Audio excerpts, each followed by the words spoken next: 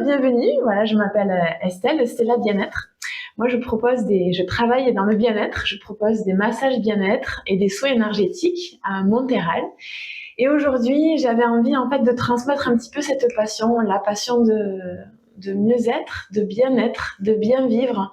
Et parfois, ça tient à quelques ingrédients. Et j'avais envie de transmettre des rencontres qui peuvent être inspirantes. Parce que dans notre vie est faite de rencontres. Et les gens que l'on va rencontrer, ils vont peut-être nous donner des petites lumières, des petites astuces sur des choses qui peuvent être inspirantes pour améliorer notre quotidien. Et en tout cas pour moi, pour vivre plus en paix, pour vivre plus heureux. Et aujourd'hui, pour la première, ça y est, le parrain de l'émission. Le parrain de l'émission. Parce que voilà, c'est une rencontre que j'ai faite avec Patrice. Bonjour Patrice. Salut Estelle. Ça fait un petit moment qu'on se connaît, hein? Ouais. Hein, ouais, on se côtoie. On se côtoie. Ben moi déjà parce que par le bien-être. Exactement. Parce qu'on a fait des choses ensemble. Ouais. Et moi j'avais envie de te rencontrer quand j'ai écouté tes histoires de ton parcours de vie. Je me suis dit, mais c'est génial en fait. Ça vaut le coup de transmettre ça parce que ton parcours de vie peut être justement inspirant. Bah, merci de m'avoir invité parce que c'est vraiment sympa de pouvoir parler d'un parcours de vie qui est un peu spécial. On m'a souvent dit que c'était un parcours de vie atypique. Inspirant aussi, mais atypique. Pourquoi atypique? Parce que j'ai beaucoup d'activités et pour pas tout refaire ma vie, j'ai quand même 52 ans, ça va être long et ça va être très très long. Alors en résumé. Voilà, exactement. On va résumer très très rapidement. Moi, ce qui m'a toujours intéressé dans la vie, c'est de pouvoir faire ce que j'avais envie de faire. Ça, c'est ma partie bien-être. Ouais. On n'a pas toujours le choix. On est quelquefois obligé de surtout travailler sur des emplois qu'on va appeler alimentaires. Ouais. Mais très rapidement. C'est-à-dire qu'on a peut-être des obligations, on n'a peut-être pas le choix quelquefois, et ben on y va. Mais on revient toujours à un moment donné sur le chemin des envies.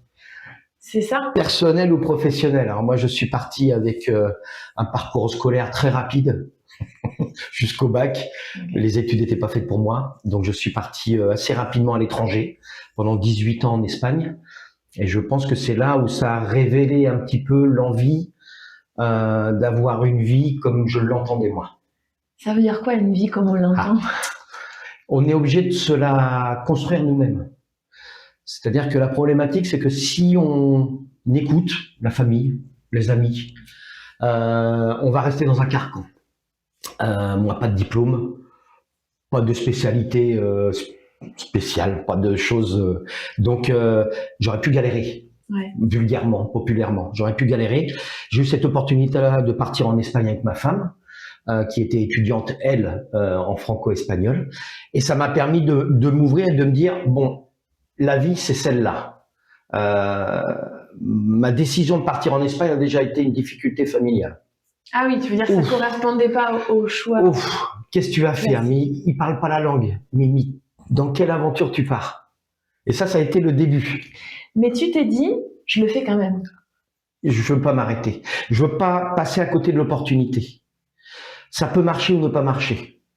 Ça ne marchait pas, personnellement, avec la personne qui était ma copine à ce moment-là, qui n'était pas encore ma femme. Peut-être que ça n'allait pas marcher. Bon, je revenais à Nantes. Je suis d'originaire de Nantes. Je revenais à Nantes, puis je reprenais une vie, puis je reprenais autre chose. Mais je tente parce que je le sens. Personnellement, je me dis, il y a un truc à faire. Et c'est ça qui m'a fait partir. Et en fin de compte, on se dit, on fait notre chemin de vie, et on se dit, tiens, ça y est, il y a des choses qui se mettent en place. On apprend la langue, on échange avec les Espagnols, on commence à avoir du travail, on change de travail parce qu'il y en a qui vous plaisent plus, et puis petit à petit, on fait notre chemin. Donc en fait, même si au départ la situation paraissait complètement fou d'aller partir dans un pays où tu parles pas la langue, t'as pas forcément des diplômes, tu l'as quand même fait en fait. C'est quoi qui t'a motivé à faire? Le fait qu'on m'a répété à l'école, et ça c'est des choses que je répète assez souvent aux jeunes, on m'a dit que je ne valais rien à l'école. Pas de bonnes notes, pas un attrait pour les études, et on m'a dit assez rapidement, tu vas rien faire dans ta vie. Et ça a été un moteur au final, au départ quand on est ado. Parce qu'au contraire, préadulte, ouais, exactement, ça a été ado et préadulte, on se dit, bon bah d'accord, bon, je vaux rien, je suis incapable de... Et puis on se dit, attends, je vais quand même leur répondre à ma manière, D'accord. en tentant de faire des choses. Et petit à petit, on avance. Et puis, plus on vieillit, plus on se stabilise aussi mentalement. Voilà, et on se dit, tiens, je vais avancer parce que j'ai envie de montrer que je ne suis pas que rien, je ne suis pas qu'une note en dessous de 10 sur 20. Donc, en fait, t'as pas pris pour argent comptant, t'as voulu justement te rebeller en disant, non, mais attends. Ouais, voilà. Si, je suis capable. Ouais. Je suis capable. Donc, ma vie a évolué comme ça. Ma vie a évolué sur des emplois que je n'aurais jamais pu faire en France, je pense. Commercial, en vendeur, en gérant de magasin, en commerce à l'international. Pendant 9 ans en Espagne. On m'a donné cette opportunité-là dans un pays où on valorisait à ce moment-là beaucoup plus le savoir-être que le savoir-faire. C'est ça qui t'a aidé en fait. Exactement. Je n'ai jamais sorti un CV en 9 ans en Espagne et j'ai toujours évolué sur plusieurs travails. Donc cette opportunité-là m'a donné ensuite l'expérience, le parler, l'obligation d'aller vers les autres parce qu'on n'a pas de diplôme.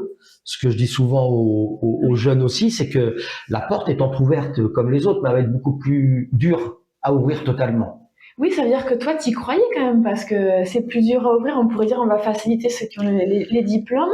T'es quand même y allé. J'ai mon père, s'il m'écoute de là-haut, qui m'a toujours dit, tu veux pas faire d'études? Ok, aucun problème. Par contre, il va falloir que tu te lèves plus tôt le matin que les autres. Il va falloir que tu y ailles et que tu fasses tes preuves.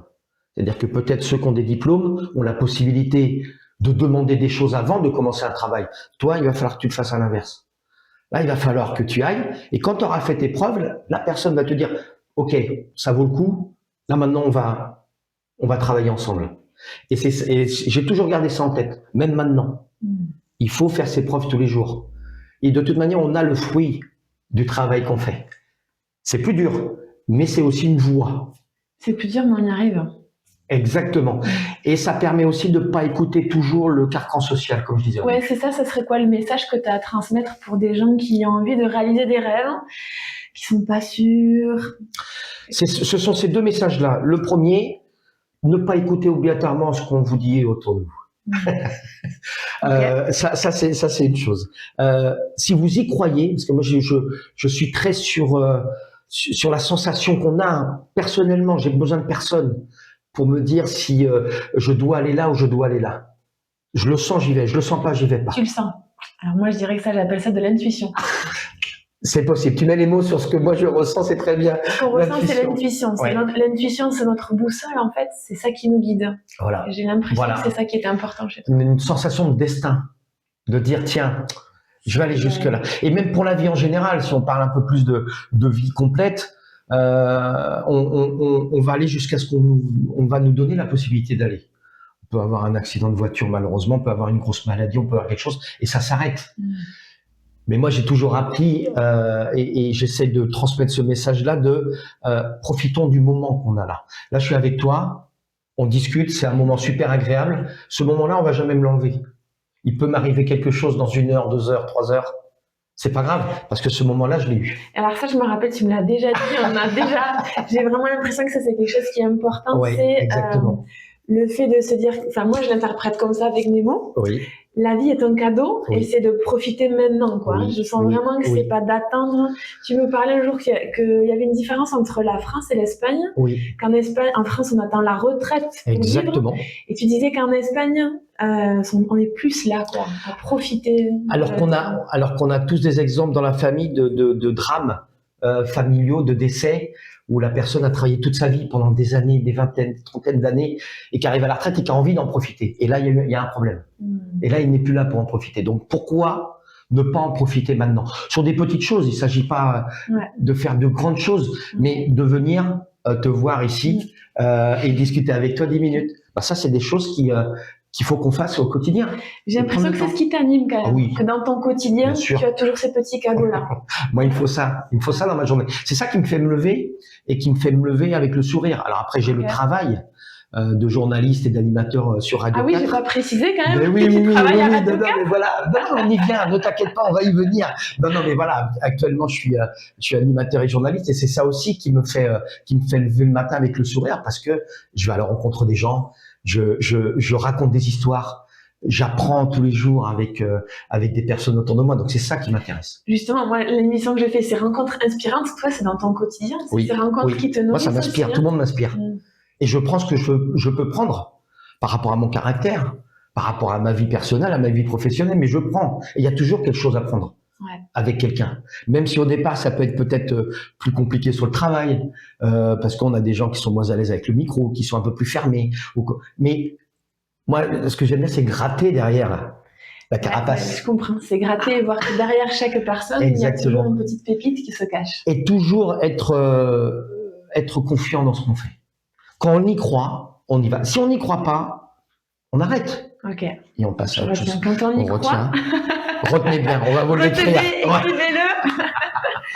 C'est d'y croire, en fait. Ce que je comprends, parce qu'on pourrait dire que ton parcours, il était complètement avec plein de chemins. Tu as fait plein de travail pour finir journaliste sans avoir fait des études de journaliste. Exactement. Mais tu y as cru. Et c'est ça qui fait que ça a été possible. C'est pas une fierté. La carte de presse, c'est pas un but. C'est pas un but. Mais c'est quand même, quand je refais mon parcours et que j'en discute comme avec toi, c'est quand même en se disant, mince, je suis arrivé avec un garçon, on m'a dit, allez, hop, tu finiras peut-être en prison ou n'importe où, mais pas à faire un boulot. Alors que là, j'arrive sur un travail dans le Lot-et-Garonne qui est sur une radio associative, une radio sympa, une radio locale. Je suis pas non plus dans un grand média national, mais ça m'intéresse pas non plus. Mais je suis bien. Et moi, ce que je cherche, c'est que le matin, je sois bien. Ça, c'est aussi intéressant. C'est de se lever le matin et d'être bien. Oui. C'est ça qui nous anime aussi. Je crois que c'est important de dire que se lever le matin en étant content d'aller faire ce qui nous anime, ça change. On essaye d'éliminer le plus possible de problèmes. Je pense que, voilà, toi, dans ton quotidien de Stella Bien-être, tu as plein de gens qui viennent pour essayer de comprendre comment être mieux au quotidien.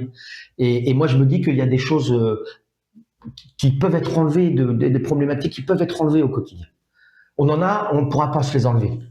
Les impôts, la maison, les enfants qui sont pas bien, il y a des choses qu'on peut, mais tout ce qui est toxique, ça se vient naturellement par rapport à ce que toi tu transmets, pour moi. Hein. Ce que toi tu transmets, tu vas garder autour de toi des gens qui vont être dans la même philosophie, ou tu vas les emmener dans ta philosophie à toi. Ouais, alors moi je dirais, avec mon compte à moi, exactement, de professionnel de cristal énergétique, c'est aussi tout est question de vibration, c'est-à-dire que la manière dont tu vas vibrer, ça va aller impacter ce qui se passe. Ouais. Et en fait, la manière dont on va penser, ça met des vibrations et on va attirer aussi ce genre de personnes. Si tu envoies des belles pensées de joie, d'énergie, c'est aussi ce que tu vas transmettre. Bon, c'est un parcours de vie super intéressant.